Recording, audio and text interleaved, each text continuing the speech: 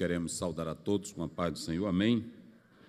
Quero louvar a Deus pela vida desta igreja, em especial do pastor presidente, pastor Francisco Raposo, que também é o nosso presidente da convenção. Em nome dele, quero saudar todos os pastores aqui presentes. Fazer menção do pastor Manuel, que é um amigo em particular, ele é a missionária Josefa, e também louvar a Deus pelo carinho que sempre tem demonstrado para conosco. Os pastores de São Luís que nos acompanham, pastor Wagner, pastor Luiz e os demais obreiros, Deus abençoe. Queridos, é um prazer novamente estar com os irmãos e parabenizar esta igreja pelo investimento que está fazendo na obra de Deus, em especial no magistério cristão. A irmã que prefaciou esse momento nesta noite, a irmã Nilda, né, ela fez menção aqui ao início da escola dominical, aqui esta noite, de Robert Hikes, e ela fez menção, mas lembrando que a escola dominical, ela começa na Bíblia, né? O Robert Hikes, ele cria isso pautado em um trabalho social, mas a escola dominical, ela tem o começo na vida judaica, né? Quando Deus disse em Deuteronômio 6, versos 6 a 7, estas palavras tu terás no teu coração e as ensinarás aos teus filhos, ao deitar, ao levantar, ao andar, ao acordar. Então, perceba que a escola bíblica no lar, ela começou dentro da comunidade do povo de Deus, né? Os primeiros a formarem escolas no sentido de prédio, já de uma tradição já formal, foram os chineses, né? E todos vocês sabem que nós temos as correntes pedagógicas que elas abordam sobre a questão da educação formal. Antes, a educação ela era informal. E essa educação que ela era informal, ela se processou até mesmo de uma forma misteriosa, como os bruxos ou aquele que era visto como um pajé ou uma pessoa espiritual, era ele que tinha a responsabilidade de trazer para aquela comunidade que todos tinham ele como um ser poderoso, um místico, que tinha contato com as forças sobrenaturais, a ele cabia o papel de transmitir aquela educação ou passar para o seu povo. Então, nós podemos perceber que essa questão da educação, a princípio, ela se dá de modo informal e, posteriormente, ela entra para o lado formal. Aqueles dois escritores, Cláudio Piletti, eles escreveram sobre a educação, falando como ela se processou no Brasil, mas lembrando que a educação ela começa dentro da visão bíblica, ela é bem judaica. Então, hoje nós estaremos fazendo menção da palavra de Deus. O pastor Manuel falou conosco, da equipe, e eu, com muito compromisso, eu escrevi um texto, mas enviei depois, e não deu para colocar, mas está aí. São 5 páginas, com a temática, e os irmãos poderão disponibilizar. Eu estarei fazendo depois alguma leitura sobre o mesmo. Mesmo de pé, assentados, vamos fazer a leitura escolhida por esta igreja, que é o texto de Atos 8, 30 e 31. Vamos ler todos juntos. Hoje é uma conferência, não é uma pregação, é um estudo para que os professores possam desenvolver bem, juntamente com a igreja, esse trabalho. Atos, capítulo 8, verso 30, 31. Vocês que trouxeram a caneta, vão anotando aí, os irmãos também que estão nos acompanhando pela internet. Nós iremos falar sobre como amar e servir a Deus no magistério cristão, é uma interrogação. Vamos lá na Revista Atualizada, diz assim: correndo Filipe, ouviu ler o profeta Isaías e perguntou: compreendes o que vens lendo? Ele respondeu: como poderei entender se alguém não me explicar? E convidou Filipe a subir e a sentar-se junto a ele. Você vai marcar, correndo Filipe, ouviu ler o profeta Isaías e perguntou: compreendes o que vens lendo? Queridos irmãos e irmãs, nós estaremos tratando sobre isso, mas a princípio eu vou destacar algumas considerações sobre esse texto para depois partirmos aqui para a nossa apostila. A pergunta de Filipe foi: compreendes o que vens lendo? O que você tem aqui? Você tem um homem que era o eunuco, e a primeira coisa que você pode analisar é que tem 4 coisas que precisamos saber sobre esse homem que Filipe fez a pergunta. A primeira: quem era esse homem? Alguns dizem que ele era um semiprosélito ou um prosélito que foi adorar em Jerusalém. Outros dizem que se tratava de um gentil. A Bíblia não dá nome para ele, a Bíblia não fala de onde ele era, simplesmente diz que ele era o eunuco. E é muito importante que vocês entendam isso. Ele era um eunuco. E quando se fala de eunuco, tem 2 conotações aqui. A primeira, poderia ser apenas um funcionário oficial do rei. Esse é o sentido. O segundo sentido poderia ser uma pessoa que, na verdade, era castrada, uma pessoa daquela época, que assim se definia. Pode ser o próprio termo se referindo a essa pessoa nesta condição, um eunuco. Então, alguns dizem que ele era um gentil que amava as coisas de Deus e procurou ter contato com as coisas do Senhor. O texto ele não se dá a essa preocupação, quero que cada irmão saiba disso. O texto não se dá a essas respostas. Não é objetivo de Lucas definir claramente quem era ele. O certo era que, na verdade, ele servia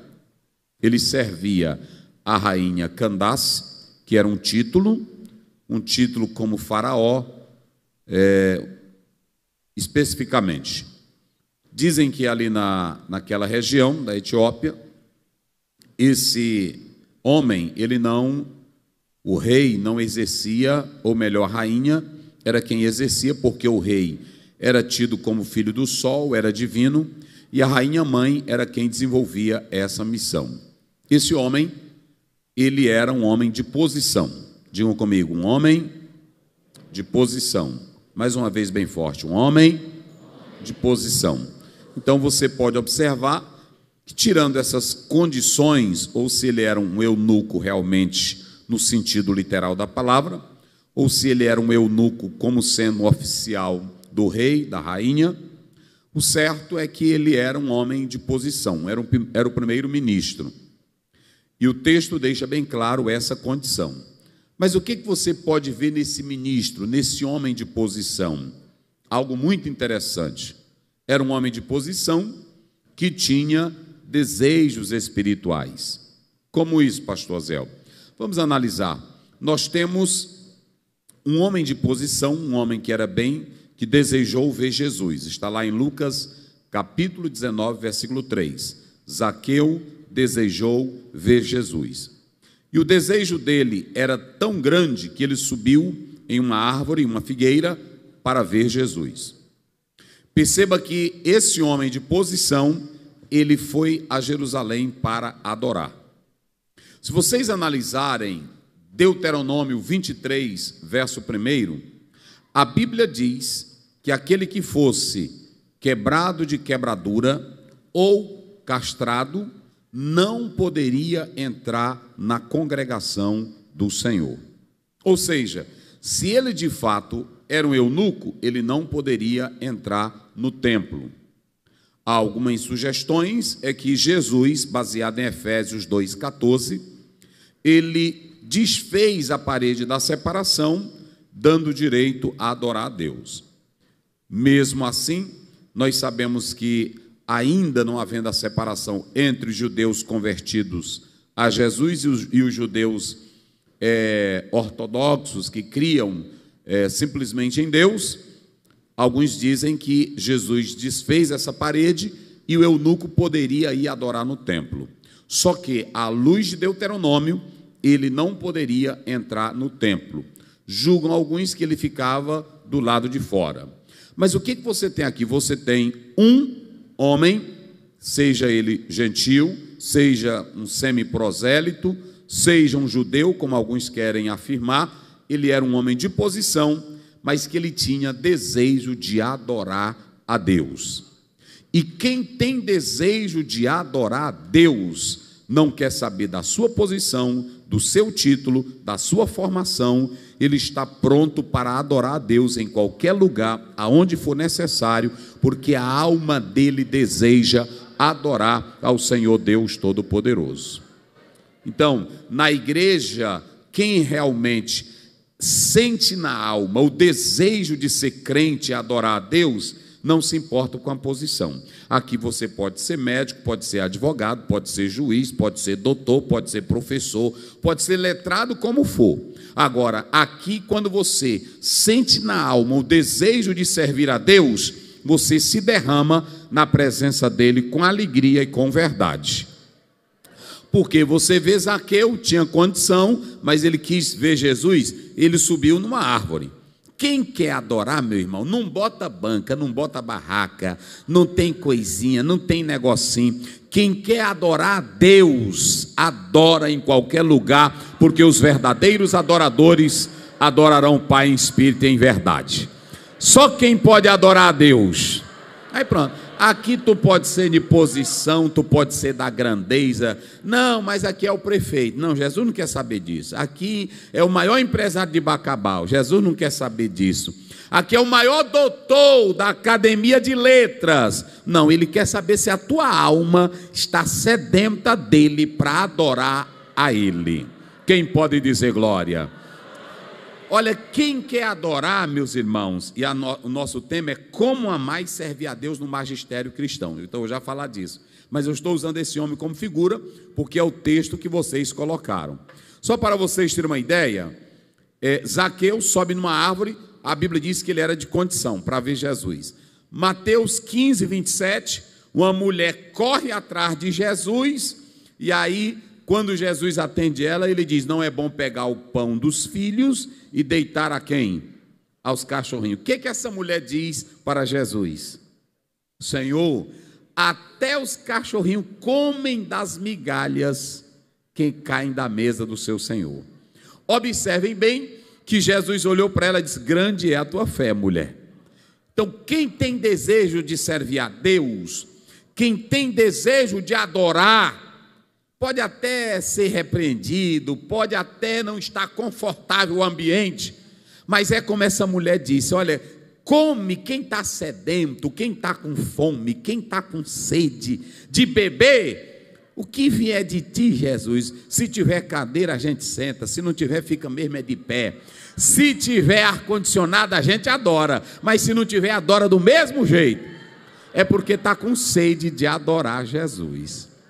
E esse homem aqui era um homem de posição, era um homem letrado. Deixa eu dizer uma coisa para vocês. A comunidade dos dias de Jesus, além de pobre, de escravos, eram também analfabetos. O William Coleman, em um livro que ele escreveu, Os Costumes dos Povos Bíblicos, ele diz nessa obra que naquela época poucas pessoas sabiam ler. É por isso que a igreja recebia a carta e ali o líder lia para a igreja, porque poucos tinham acesso à cultura, poucos tinham acesso. Esse homem aqui, além de ser um homem de posição, ele era um funcionário, era o primeiro-ministro, mas também ele era um homem que não era analfabeto, ele sabia ler. Se ele sabia ler, ele era um homem culto, ele era um homem entendido. Ele era um homem entendido. Então, em primeiro lugar, você tem um homem de posição, você tem um homem letrado, você tem um homem culto, mas você tem um homem com desejo de adorar a Deus. Tem muita gente na igreja que é culta e que é de posição e que está aqui apenas por conveniência ou por tradição, mas não é com desejo de adorar a Deus.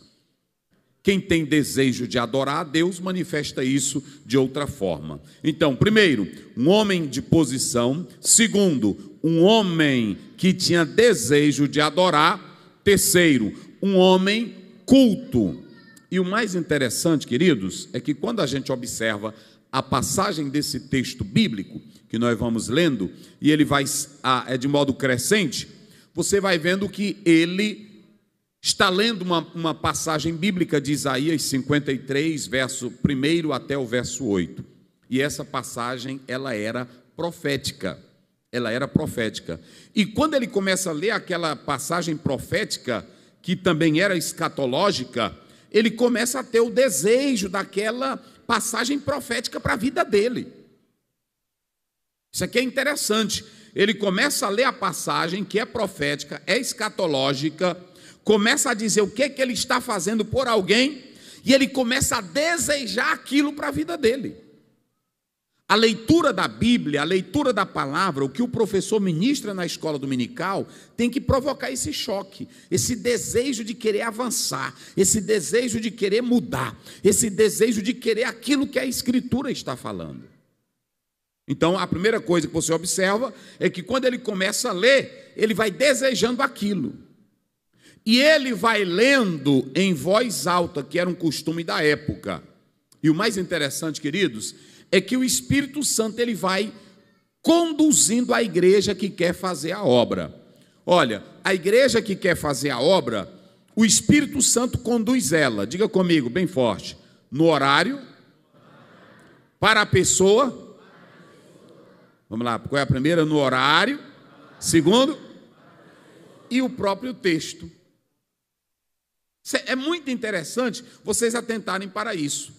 Uma igreja que ela vive no Espírito Santo, ela faz a obra, ela não deve se preocupar com a hora, porque na hora certa o Senhor agiliza para você trabalhar.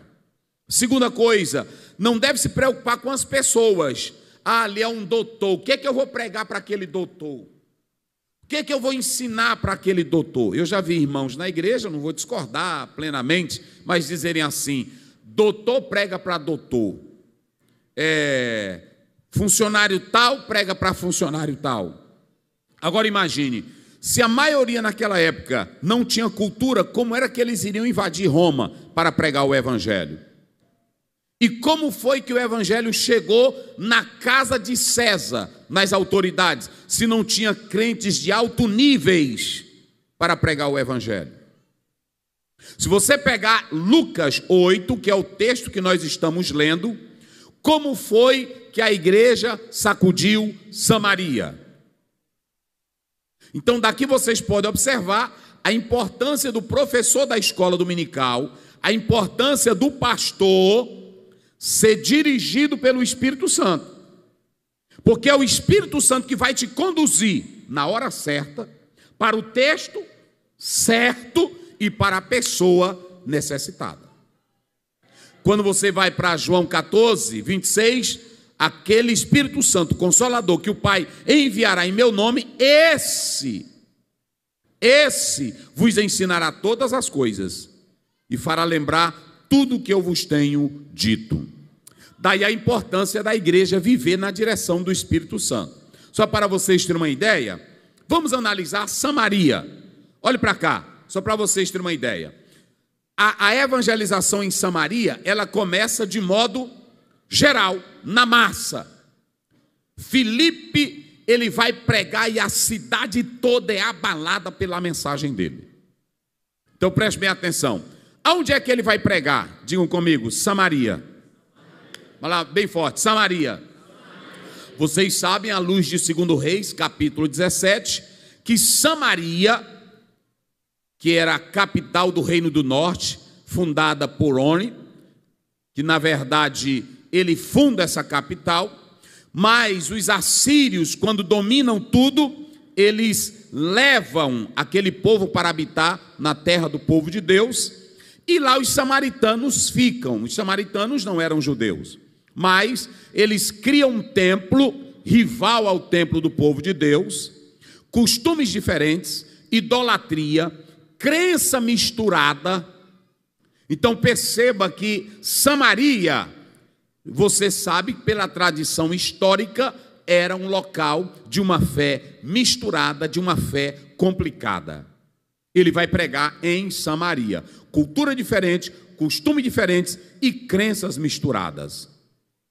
Mas qual é a segunda coisa que você vê aqui? Quando ele chega lá em Samaria, Filipe, tem um mágico, tem um homem que é chamado Poderoso.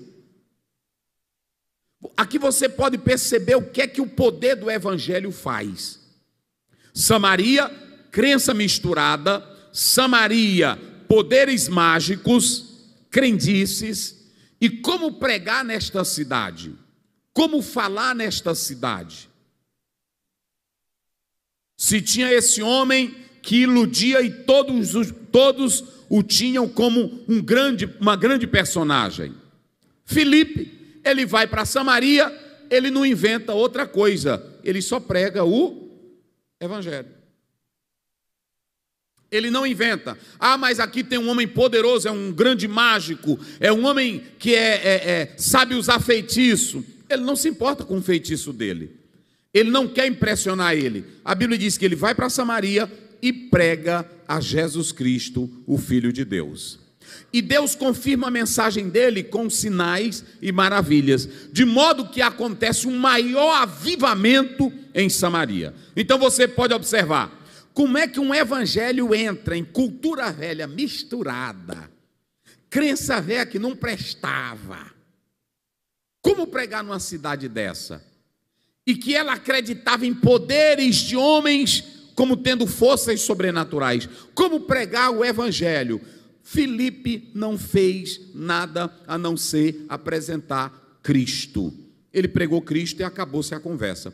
O que um professor da escola dominical deve fazer? Apresentar o evangelho, apresentar a palavra. Ah, pastor, mas aqui tem fulano de tal que era bruxo. Não se preocupe e nem fique perguntando. Tem irmão que fica perguntando: ei, irmão, na macumba, quando tu estava na macumba, me conta aí como eram os demônios. O que tu quer com isso?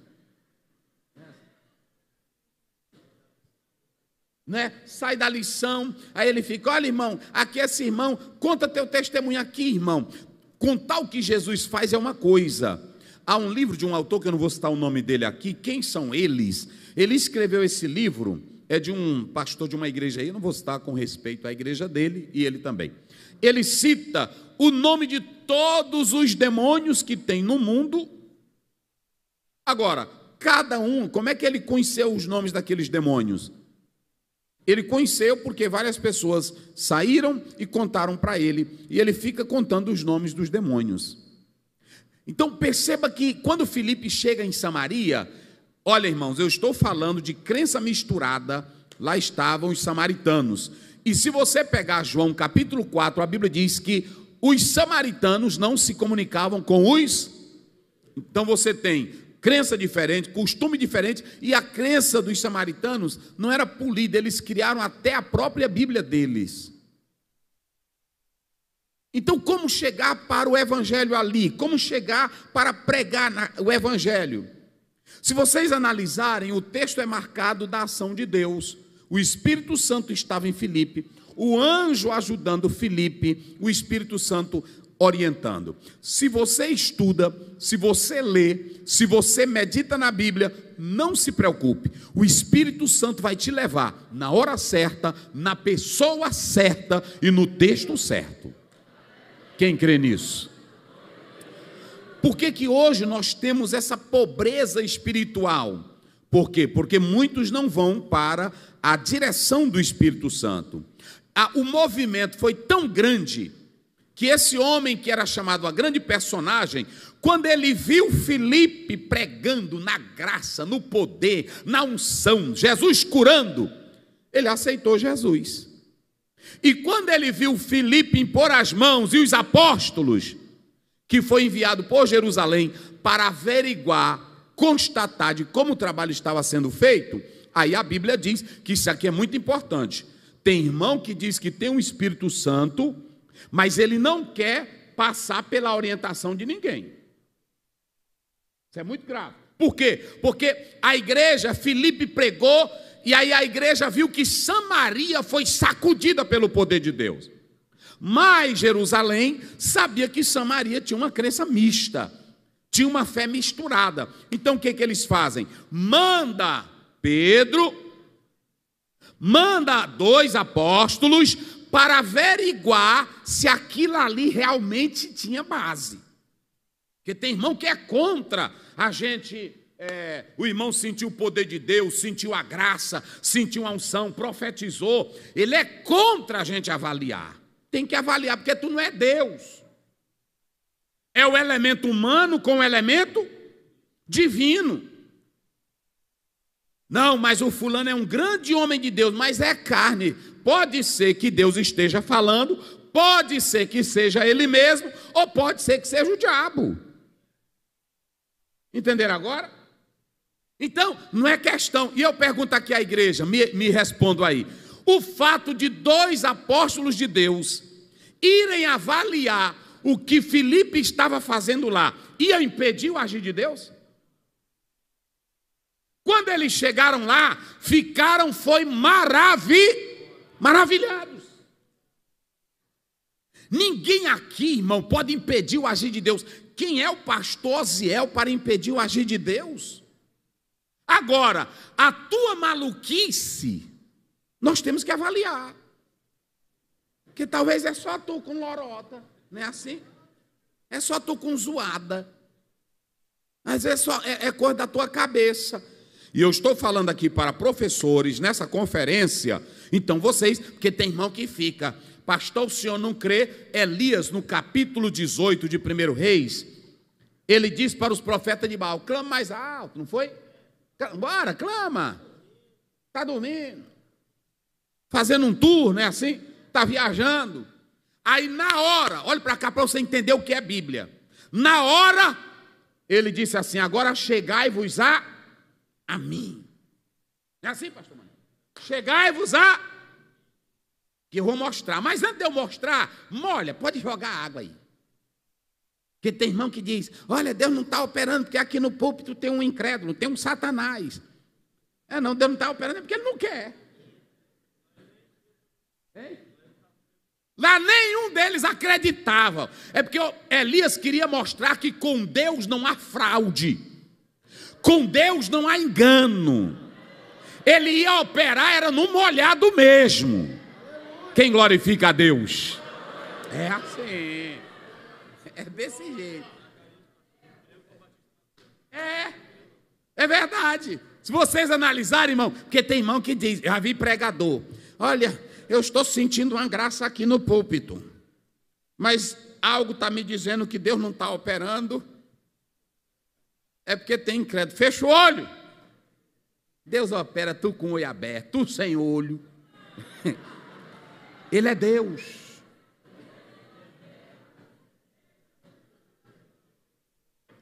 Deus opera até quando tu não crê. Capítulo 5 de 2 Reis. O Eliseu disse assim, Naamã, vai te banhar no Jordão, que tu fica bom dessa lepra. O que foi que ele disse? Mas, rapaz, isso lá é profeta, rapaz.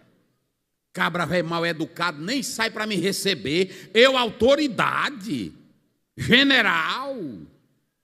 E aí um rapazinho que estava com eles, majestade, doutor, só banhar, ele só disse para banhar. O que custa?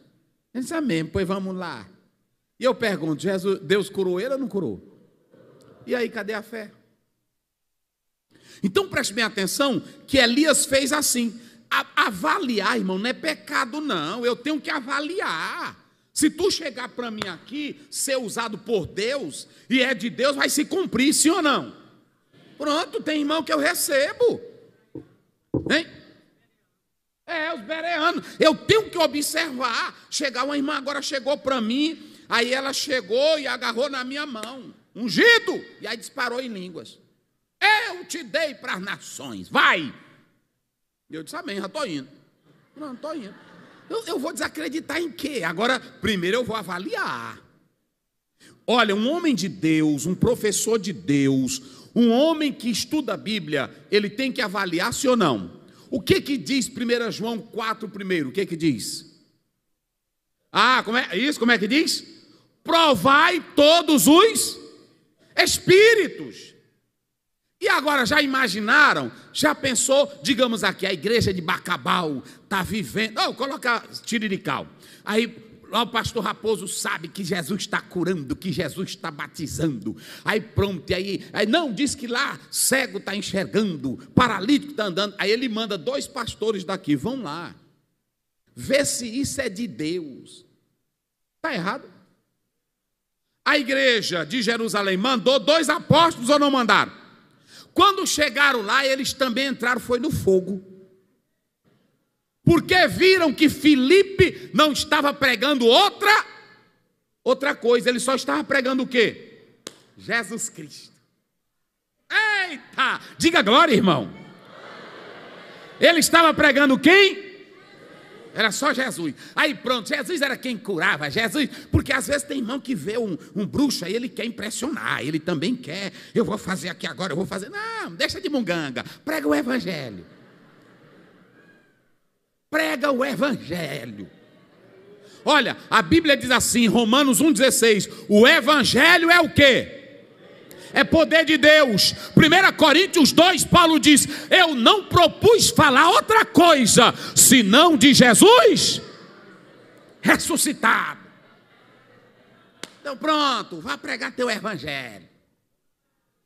Filipe chegou lá, Jesus Cristo está vivo, aí pronto, começou pela massa, aí a multidão zona entrando, e aí Jesus curando, e Jesus batizando, e aí Jesus batizando com o Espírito Santo, que de repente, o grande personagem, quando viu estender as mãos e curar, ele disse, eita, eu quero esse negócio, não foi?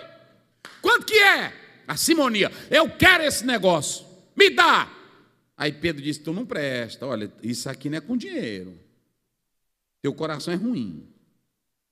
Então, o que acontece? O evangelho começa em Samaria, Samaria tinha um quê? Diga comigo, crença misturada. Vamos lá, diga bem forte, crença misturada. E eu pergunto aqui, crença de crente velho misturado, crente errado, crente velho cheio de coisa. Quem é que pode transformar esse crente velho misturado? Não, vamos lá. Olha o texto. Olha que eu comecei, Samaria, depois um grande bruxo. Aí como é que Filipe vai pregar numa cidade dessa? Olha para cá, diga comigo para nunca mais esquecer. Samaria, um grande personagem, que a cidade tinha ele como um mágico poderoso. Aí ele chega lá e como é que ele vai tirar essa crença velha misturada, errada, dos samaritanos, que já era uma tradição longa. Aí Filipe vai para Samaria fazer o que em Samaria? Diga a igreja aí bem forte. Ele vai fazer só o que em Samaria? Hein? Ele vai pregar quem? Cristo. Diga a igreja. Ele vai pregar quem? Aí depois que ele prega, está num avivamento tremendo, o Espírito pega ele e leva para Gaza, naquela estrada. Gaza era uma cidade filisteia. E ele vai para lá. Lá em 93 ela foi destruída, em 36 ela foi reconstruída. Olhe bem, ele começa em Samaria, lugar cheio de coisa, de gente ruim, porque tem professor que está dando aula e diz assim, eita rapaz, eu tenho um aluno, Ele é cri-cri demais, ele é cheio de coisa, ele tem muitos conhecimentos, ele mexe com muita coisa. Eu, quando começo a dar aula, vou dizer para o professor aqui, às vezes você começa a dar aula lá na sala de aula, começando pela lição, aí de repente um aluno se levanta, olha, é o seguinte, eu estava lendo na antropologia. Aí tu, às vezes tu não entende, né? Aí tu fica, como é isso aí, irmão? Aí pronto, aí ele começa, puxa um negoção. Olha, eu quero dizer para vocês que a raiz dessa palavra, senhora, aí a irmã fica até assim, né? Agora tu quer tirar essa mistura véia dele? Entra como Felipe. Entra como Felipe. Olha, irmão, o irmão está falando aqui de antropologia, de letra, de filosofia. Isso aqui não salva, meus irmãos. Eu estou falando da Bíblia, a palavra de Deus, do Cristo Santo e Eterno. É assim. Não é assim?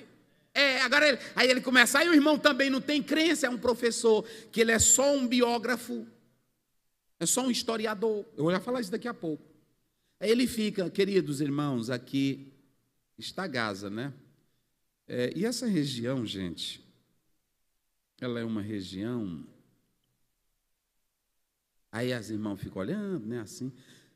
Pronto, aí, olha, mas esse irmão aqui, o irmão é de onde? Aí diz, o irmão aqui é da cidade tal. Olha, irmão, eu sou crente assim, mas é o seguinte, é porque a minha cultura, o meu entendimento, a minha percepção. Irmão, nasci dentro de guerra, avisa aí, entendi. Aí o Filipe chegou lá, Samaria, velho, não estava prestando para nada. A mulher velha samaritana ainda discutiu com Jesus. Aí ele chegou lá, foi apresentando Cristo. E quando ele apresenta Cristo, aí pregando, aí vinha demônio, ele expulsava. Aí vinha paralítico, ele dizia, anda em nome de Jesus. E andava. Caiu por terra bruxaria, caiu por terra costumes. Eita glória! E de repente, lá vai. Olha para cá, diga comigo, Samaria, grande personagem, alto funcionário. Vamos lá? O quê? Olha o que o evangelho faz. Cultura velha misturada, o evangelho quebrou. Bruxo velho, o evangelho, aí lá vai um negão. Primeiro-ministro. Tem um teólogo que diz que quando ele vem no carro lendo, ler num carro, em voz alta, era uma posição de quem era grande. Só gente da alta sociedade. Agora lá vinha um morenãozão, carrão dele, lendo em voz alta. Aí o Espírito Santo pegou o Filipe. É por isso que eu estou dizendo isso aqui, é coisa de Deus. Isso aqui, cada professor tem que pegar isso aqui. Professor da escola dominical que não ora, professor da escola dominical que não lê Bíblia, professor da escola dominical que só pega uns livrinhos, faz umas pesquisazinhas e vem para a escola dominical, não vai funcionar nada não. Ele tem que entender o trabalhar e o mistério de Deus. Aí o Filipe, o Espírito Santo diz, Filipe, aí, acompanha o carro. E o carro estava como? Ei, irmão, como era que o carro estava? Correndo. Correndo. Se vocês pegarem isso aqui, isso é chamado no original, não vou entrar nisso aqui, porque é a parte mais complicada do grego, é chamada de particípio. E o tempo aqui é particípio presente. Eu vou dar só um exemplo bem simplesinho. O pastor escreve cantando. Então, esse cantando é um particípio presente. O verbo principal escreve. Enquanto o negão vai correndo, aí o Espírito diz, Filipe, pega o nego, corre atrás dele agora. É assim. Isso aqui é coisa de Deus, irmão, é coisa de crente. É coisa de crente. Corre! Pega ele. Olha para cá. Primeiro, em primeiro lugar, era a cidade. Como era o nome da cidade? Depois, eu estou mostrando o que o evangelho faz. Alcança uma cidade de fé misturada, Samaria. Depois o evangelho entra num grande personagem, destrói a magia velha dele. E agora o evangelho vai pegar quem? Vai pegar quem? Ei, igreja, olha, ele está falando aqui. Diga comigo, vai pegar o primeiro. Pegar quem? Primeiro-ministro. Representando a rainha de Candás. Um homem de alta cultura que sabia ler. O Espírito Santo olhou e disse: Filipe, corre! E o carro vai correndo e vai lendo. Isso aqui é coisa de crente, irmão. Olha o pregador do evangelho. Mas você, não precisa uma loucura dessa. O Espírito Santo, ele sabe. Se ele quiser, ele vai me trazer ele aqui. Corre, Filipe. Filipe correu. E aí o carro correndo. Aí ele lendo. O que o senhor está lendo aí? E aí o carro correndo. Ele disse: eu estou lendo aqui uma passagem. Está dizendo que um homem foi julgado injustamente. E eu estou aqui interessado. Mas aí ele disse: tu entendes? Olha aqui, irmão, olha, isso aqui é pesado. Quando ele diz assim, olha, ouviu mesmo lendo, já expliquei o que é isso aqui, lendo. Aí quando ele diz, ouviu mesmo lendo, se vocês analisarem aqui, ele pergunta, tu estás entendendo? Irmão, isso aqui é pesado. Ou seja, tu estás conhecendo, tu estás sabendo. Olha aí. Tu pode admitir o que tu estás lendo? Ele disse: rapaz, é o seguinte, o que eu estou lendo aqui, eu estou lendo. Tem gente que diz assim: ele não sabia. Ele sabia, ele era um homem culto. Agora, a grande questão aqui é que quando ele diz que estava lendo, ele sabia que o texto estava falando de alguém, ele estava compreendendo. É aqui que eu quero falar com cada professor. Cada professor. Ele sabia do que o texto se tratava, ele não sabia era de quem. Mas ele era um homem culto, por isso que ele pergunta, do que realmente o profeta está falando? Dele mesmo, porque à luz de Jeremias, alguns passaram a falar da própria experiência do profeta que escreveu. Esse texto aqui, ele tem 3 interpretações. Lá vai. A primeira, judaica. Os judeus acreditavam antes que essa palavra era para o Messias. Depois mudaram de opinião, passaram a interpretar que era para eles mesmos, à luz de Isaías 42, de que eles eram o servo. Depois, eles negaram. Agora, o Moreno pergunta, me diz, de quem está tratando o profeta? Dele mesmo? De outro personagem? Ele estava perdido na interpretação. Ele diz assim, ó, como eu vou entender se não há um guia? Essa palavra aqui no original, um guia, se não tem um professor para me conduzir passo a passo. Então perceba que a passagem para os judeus era tratada de 3 maneiras. Agora, como foi que Filipe interpretou a passagem? Como foi que ele interpretou a passagem? Olha para cá. Ele não criou interpretação judaica. Ele olhou para o Moreno e disse, olha, aqui a passagem trata de Jesus Cristo, que morreu na cruz pelos nossos pecados. Ele é o Senhor, Ele é o Salvador. E aí, meu irmão, como o Moreno já tinha desejo de adorar, a palavra entrou. O Didaquê, que é um documento de 125, que fala sobre o batismo, porque naquela época não tinha treinamento para o batismo. Hoje é que a gente tem. Mas naquela época, quando a pessoa confessava que acreditava em Jesus, automaticamente ele era batizado. Ele era batizado. E ali você pode observar no texto que o Moreno diz assim, eu creio que Jesus Cristo é o Filho de Deus. Ele diz, pois então para o carro. Parou o carro, jogou ele ali numa estrada deserta. No grego, quando fala dessa parte do sul, era uma estrada deserta, como se fosse ao meio-dia, porque naquela hora não tinha ninguém. Parou e aí batizou ele ali numa água ali próximo, e ele seguiu o seu caminho como sendo um missionário. Então vamos analisar essa pergunta aí do Filipe, entendes tu o que leis? Tu está entendendo? Essa é a pergunta que eu acho mais difícil, meus irmãos. Por que, pastor Zé, que o senhor acha ela mais difícil? Eu vou explicar para vocês por quê. Eu acho essa pergunta muito difícil. Entendes tu o que leis? Vou dar um exemplo aqui para vocês. Se a irmã aqui lê por exemplo, 1 Coríntios capítulo 11, sobre o véu, cada um aqui vai ter uma interpretação. Ouçam bem isso. Cada um aqui vai ter uma interpretação. Se alguém lê a expressão de Paulo, 1 Coríntios 14, a mulher fique em silêncio na igreja, cada um vai ter uma interpretação.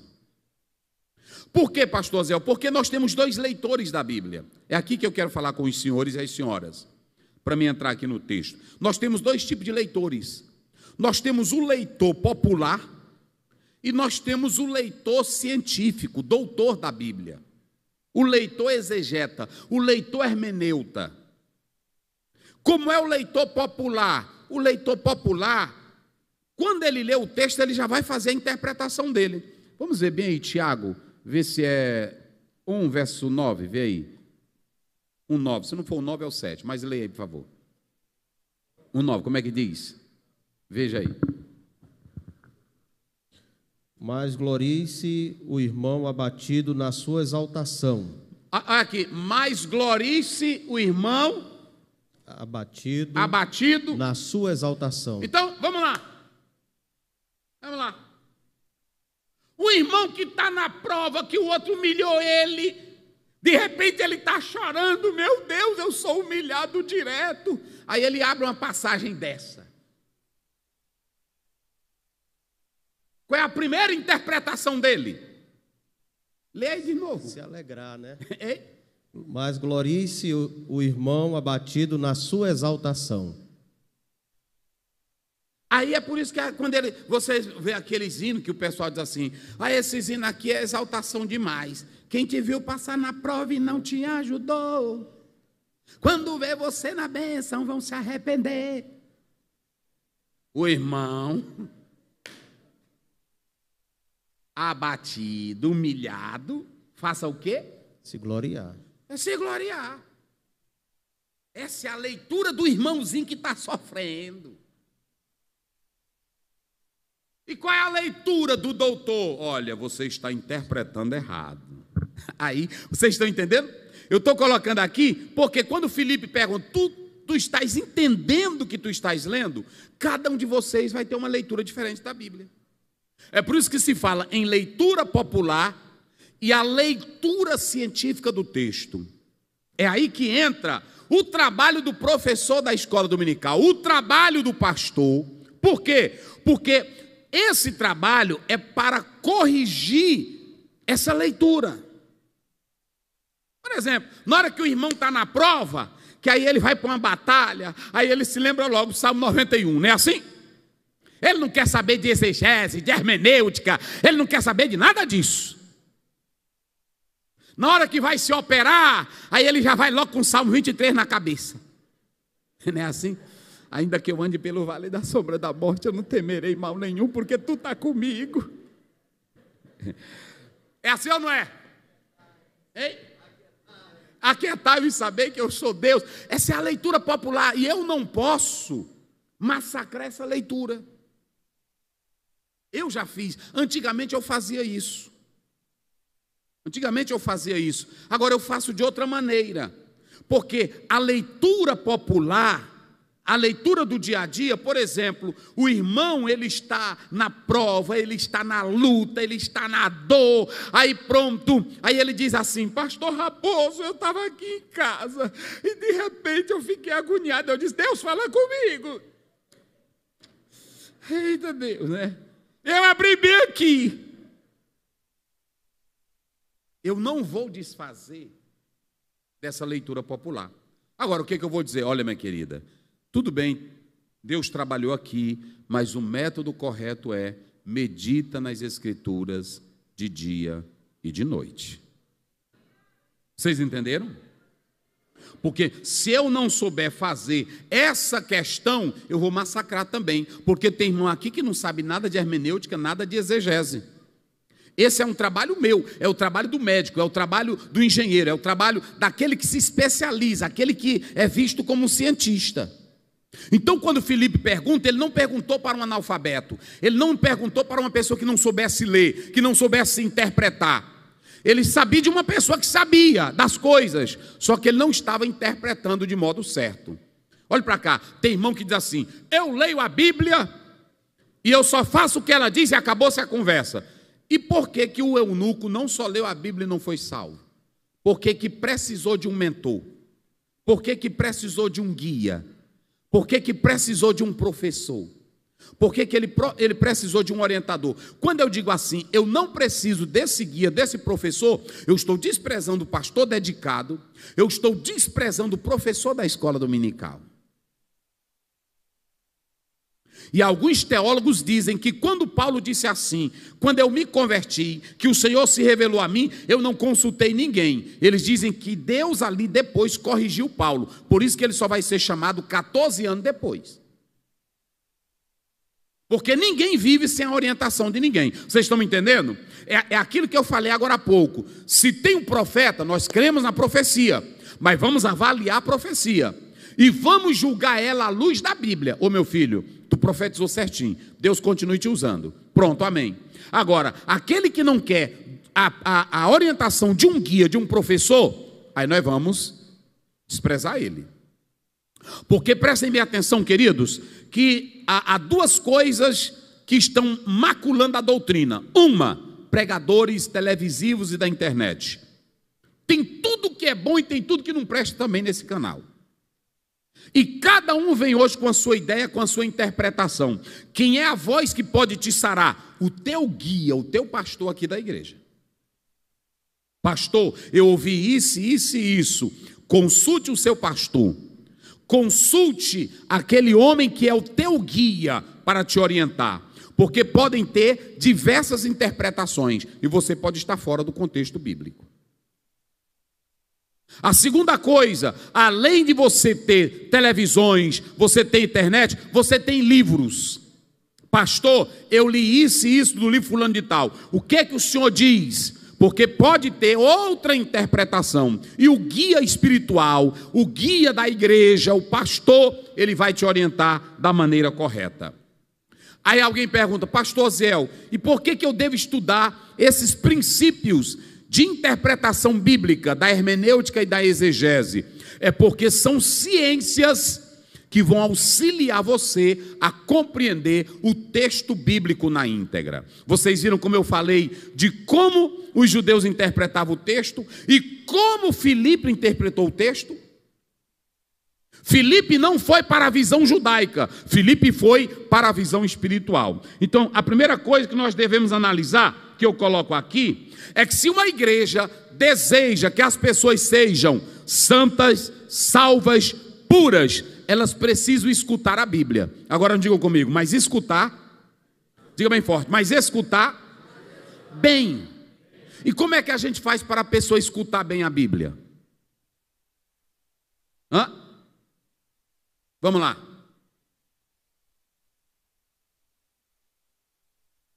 Como é que a pessoa faz? Se a igreja quer que o Bacabal escute bem a Bíblia, o que vocês vão fazer para ela escutar bem a Bíblia? Pregar, mas todo mundo está pregando. E muita gente na internet prega. E muita gente prega errado. Se a igreja em Bacabal quiser que as pessoas escutem bem, ela tem que saber interpretar. Não basta simplesmente eu ler um texto e eu colocar esse texto aqui e dizer: olha isso aqui. Eu tenho que saber interpretar. Tem passagens bíblicas que ela já é interpretada, tem outras que tem um contexto ambíguo, eu tenho que saber diferenciar isso. É aí que entra o trabalho da hermenêutica e da exegese para ajudar. Um professor da escola dominical, pelo menos, ele tem que ter a base da interpretação, senão ele não vai ter nada. Como diz um certo exegeta, em poço profundo a água é mais fresca. Se tu queres beber água mais fresca, então cave, vá profundo. Você não pode parar por isso aí. Você tem que, não, eu vou cavar aqui, eu vou me dedicar nisso aqui. Então, o que nós precisamos fazer? Precisamos aprender a ler o texto. Segundo, saber o que é um texto. E terceiro, a produção literária. Isso aqui é uma narrativa, isso aqui é uma poesia, isso aqui é uma prosa. Que tipo de gênero literário é esse texto? Diante de um texto bíblico, eu tenho que saber se esse texto é uma oração, se ele na verdade é uma liturgia, é uma catequese. Eu tenho que saber se esse texto é teológico. Não é simplesmente eu ler o texto, eu tenho que saber essa natureza. E aí eu coloco aqui que há uma necessidade de eu buscar essa interpretação para que eu saiba fazer corretamente o uso da palavra. Então eu quero rapidamente dizer para vocês 7 coisinhas para que vocês respondam a pergunta de Filipe. Está entendendo o que o texto está dizendo? Em primeiro lugar, tome a palavra no seu sentido ordinário. Se aquela palavra, por exemplo, ela foi escrita ali dentro daquela concepção, siga aquilo ali.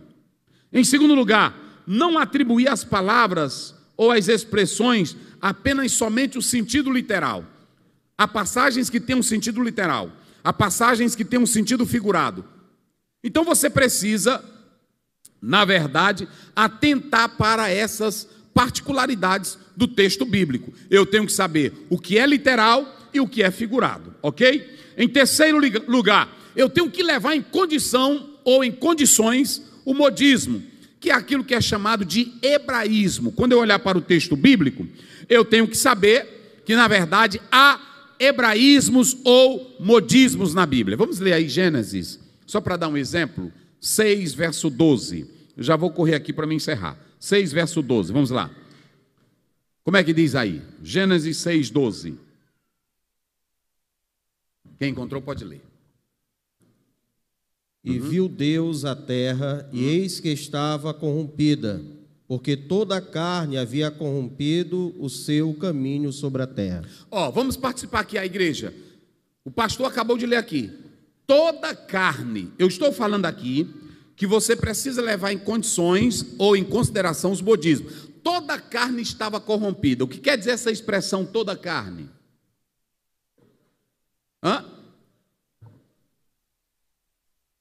Toda carne era o quê? A humanidade, todas as pessoas. Prossiga lendo aí, só para os irmãos terem uma ideia. Vamos lá. E eis que estava corrompida, porque toda a carne havia corrompido o seu caminho sobre a terra. Então, se você pegar caminho, a Bíblia fala de caminho literal. Mas aqui, em que sentido ela está falando de caminho? Está falando de comportamento. Então veja que eu não posso dizer assim, eu vou só ler a Bíblia e acabou-se a conversa. Não, nós temos que analisar isso. A segunda coisa, a terceira, a quarta, você precisa tomar o sentido das palavras no seu todo. A palavra salvação, por exemplo, se você analisar, salvação tanto pode ser libertação de um problema, de uma crise, mas também a salvação, ela pode falar da salvação em Cristo. Então eu tenho que analisar a palavra no seu todo. Em quinto lugar, buscar o sentido do texto na íntegra, para compreender as passagens obscuras. Vamos dar um exemplo bem aqui, Efésios 3:4, vamos lá, Efésios 3:4. Só essa, tem várias aqui, mas eu vou citar só essa, vai lá, 3:4, Efésios 3:4, vamos lá. Efésios 3:4, vamos lá. Pelo que, quando lerdes, podeis perceber a minha compreensão do mistério de Cristo. Pronto, vamos lá. E o que seria o mistério de Cristo? Vocês já observaram isso? Eu preciso buscar na íntegra o livro todo, que ele vai me ajudar a entender o que é esse mistério. O que é esse mistério? A igreja aí que quer participar, o que é esse mistério? A compreender o mistério. Entenderam? O mistério é simplesmente os gentios que foram juntos com os judeus que creram em Cristo, aceitaram a salvação. O mistério é esse. E se você ler o texto todinho, você vai perceber do que ele está falando. Mas se eu ler só esse versículo isolado, aí eu vou ficar, Deus é Deus de mistério. Não é assim? E aí não está falando desse mistério. O mistério aqui é que ele agregou gentios e judeus e formou um só corpo, que é a igreja. Então, na arte de interpretar, eu preciso analisar isso. A outra coisa, sexto lugar, considerar o objetivo do livro. ou da passagem aonde o texto obscuro aparece. Como assim, pastor Aziel?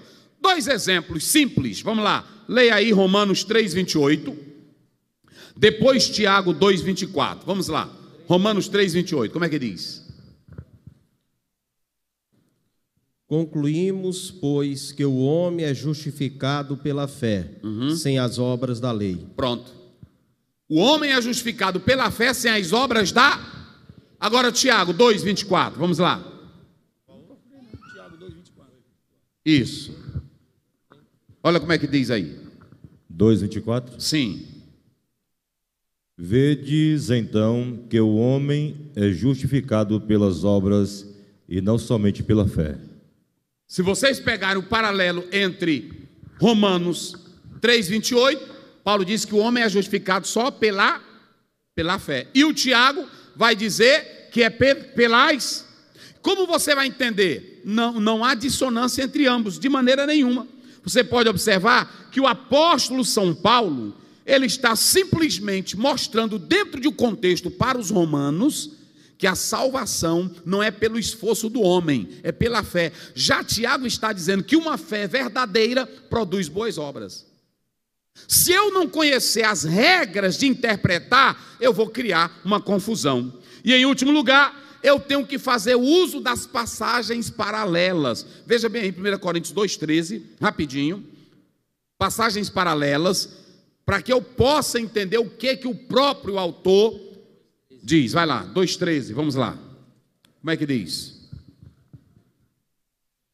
As quais também falamos, não Sim. com palavras de sabedoria humana, Sim. mas com as que o Espírito Santo ensina, comparando as coisas espirituais com as espirituais. Pronto, passagens paralelas. Se eu analisar o próprio texto bíblico, ele vai me ajudar a interpretar corretamente. Vamos dar um exemplo de ideias de palavras.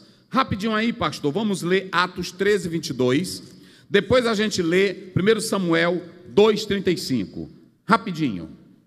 E quando ele foi retirado...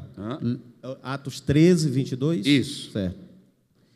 E quando ele foi retirado, Sim. lhes levantou como rei a Davi, Sim. ao qual também deu testemunho e disse: achei a Davi, filho de Jessé, varão conforme o meu coração, Isso. que executará toda a minha vontade.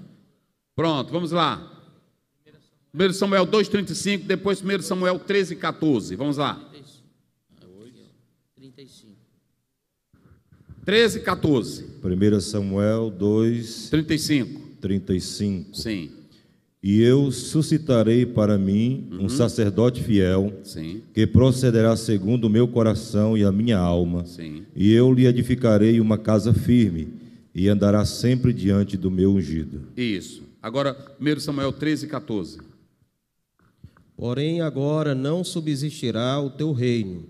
Já tem buscado o Senhor para si um homem, segundo o seu coração, e já lhe tem ordenado o Senhor que seja chefe sobre o seu povo, quanto não guardastes o que o Senhor te ordenou. Observe que você tem aqui um paralelo de palavras. Será se Davi era um homem perfeito? Porque quando a Bíblia diz um homem segundo o meu coração, você pode entender que esse homem deveria ser perfeito e sem pecado. Mas as próprias passagens que vocês leram, Deus diz que ele era segundo o coração dele, porque ele ia executar a vontade de Deus. Não que ele fosse um homem sem defeito, sem pecado. Você tem aí paralelos de palavras. A Bíblia, irmão, ela não tem dificuldade. Lutero dizia: o grande problema não é o texto, o grande problema é o leitor do texto. Porque às vezes eu quero insuflar, eu quero colocar no texto aquilo que o texto não está dizendo. Quando você vai, paralelos de ideia, para fechar aqui agora, Jesus disse assim: eu te digo que tu és Pedro, e sobre esta pedra eu edificarei a minha igreja. Vocês sabem que tem uma igreja que diz que a pedra, quem é a pedra da igreja? É Pedro. Mas aí quando você vai para 1 Pedro 2:4-8, o que Pedro diz da igreja? Vós sois pedras. O próprio Pedro depois vai dizer que Jesus é a pedra. Você tem paralelos de ideias. Naquela hora, Jesus usou Pedro com esse paralelo de ideia.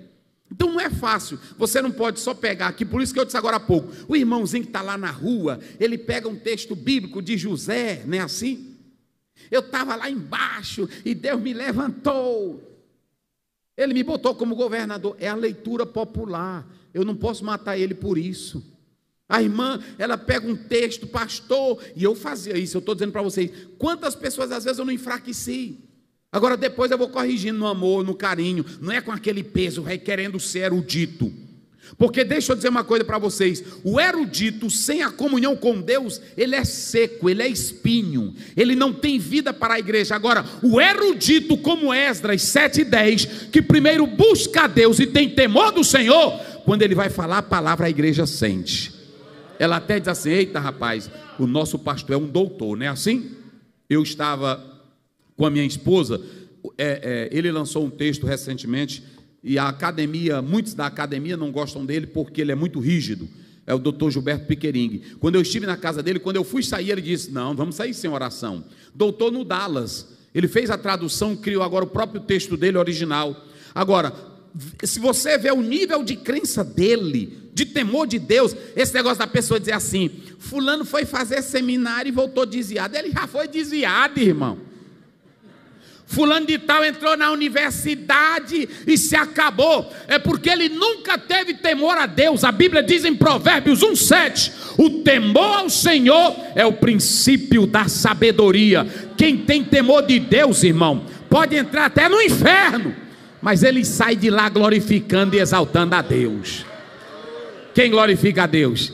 Então tem esse negócio, tem irmão que começa a estudar e fica besta. Irmão, nunca fui. Olha, eu me lembro quando eu fazia. Olha, por isso que é bom. Agora, se tu não lê, eu me lembro que eu estava em Fortaleza fazendo filosofia. Aí, quando começaram a falar do Platão, falar do Aristóteles, e aí eu fiquei admirando. E aí, um bocado de gente, eita, pastor, olha que cultura. Eu disse, é mesmo. Mas eu já tinha lido um livro do Antônio Gilberto, dizendo: olha, Platão dizia que se beijar na boca de uma criança é bom. Aí ele dizia: cuidado com esses homens, são perversos. Pegue eles tudinho lá para vocês verem a molecagem deles. Aí um jovenzinho aqui da igreja sai, aí vai para lá ver um doutor com esse alto nível. Irmão, quem tem temor de Deus pode ser formado em toda a ciência do Egito, mas quando ele conhece o Deus verdadeiro, nada abala ele. Tu pode comer tudo e olhar tudo, mas tu vai separar tudo direitinho. Não tem esse negócio não, você tem que entender quem é Cristo. Então você tem aí esses paralelos de ideia, paralelo de palavras e paralelo geral. O que é o geral, pastor Ziel? Eu vou dar um exemplo aqui. Quando você observa a Bíblia, você tem que saber qual é o propósito dela. Olhou para a Bíblia, pastor, qual é o objetivo da Bíblia? Romanos 15:4. Tudo que dantes foi escrito para o vosso ensino foi 2 Timóteo 3,16. Toda a escritura é divinamente inspirada. Então a grande questão é, como diz Gordon Feel, é que tem professor demais atoldando a água que ninguém mais pode beber. Tem muita gente que está botando lama na água. Aí quando a gente vai levar as ovelhas para beber, está cheio de lama. Tem professor que vem para a escola dominical, ele enche a cabeça dos alunos de tanto enigma, que eles saem mais descrentes do que tudo. Tem outros que querem estar num nível tão alto, que aí os irmãos, eita meu Deus, quando é que eu vou chegar no nível desse? Não é assim? Meu Deus. Aí tem aqueles que são besta, né? Ali é culto. Eita, mas é culto. Eu vou te mostrar o que é culto na Bíblia. Leia aí o Salmo 119, verso 99. E eu encerro com essa citação. Me desculpe, irmãos, eu mandei, o pastor Manel falou comigo, mas eu estava muito agendado.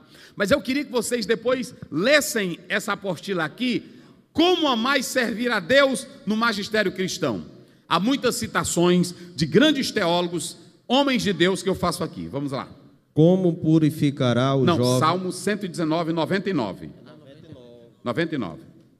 Olha aí, olha como é que diz. Vai. Tenho mais entendimento do que todos os meus mestres. Eu tenho mais entendimento do que todos os meus mestres. Porque medito nos teus testemunhos. Eu medito na tua palavra. Você pode ler geografia, você pode ler história, pode se formar, mas a palavra que vai te salvar e vai te dar a vida eterna é essa aqui. E quem medita nela tem entendimento. Quer ver mais? Salmo 25, 14, tu já está pertinho aí, Salmo 25, 14. Vai lá, Salmo 25, 14.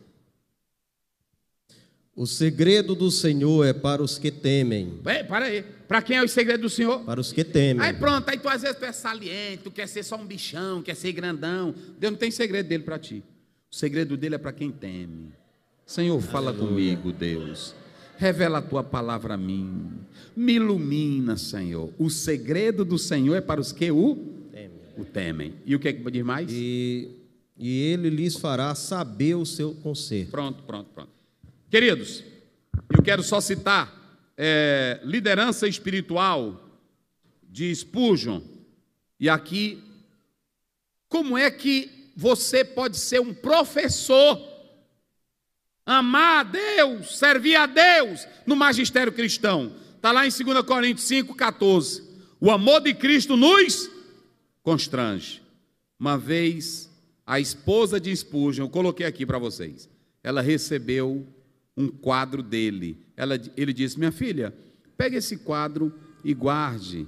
E aí ela pegou o quadro dele e ela disse uma vez, escrevendo: todas as vezes que eu olho para esse quadro, eu vejo o meu marido como um homem abnegado, dedicado e o homem que mais amou a palavra de Deus.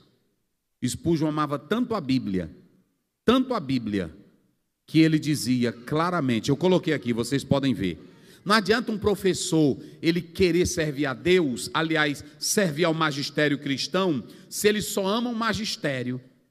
Tem muita gente que diz assim, eu escrevi um livro, eu não lancei ainda, eu amo pregar. Está errado. Tu tem que amar é o Deus da pregação. Tem um bocado de gente que diz, eu amo dar aula na escola dominical. Está errado. Tu tens que amar primeiro o que te chamou para a escola dominical. Porque se o teu amor for maior do que tudo, você vai ter prazer em ensinar seus alunos, porque você tem amor a Jesus. Vocês se lembram do confronto que Jesus fez com Pedro? Lá em João 21, 16, 17. Ele diz: Pedro, tu me amas? Olha aqui, tu amas a teologia? Tem muita gente, eu amo pregar. Ai, se eu deixar de pregar, eu morro. Pois morre logo, porque é bom amar Jesus. Quem ama Jesus, irmão, faz com prazer. Quem ama Jesus suporta. Pode ter aquele aluno velho antipático, aquele aluno velho saliente, mas como tu ama Jesus, tu chega lá, todo dia ele está lá, todo domingo ele está lá enchendo o saco. Mas como você tem amor, você diz: rapaz, olha, te conserta, rapaz, Jesus te ama, rapaz, é desse jeito, aí ele vai te dar a vitória. Queridos professores, continuem assim, procurem viver essa interpretação e Deus vai nos dar vitória. Deus abençoe a todos, muito obrigado em nome de Jesus.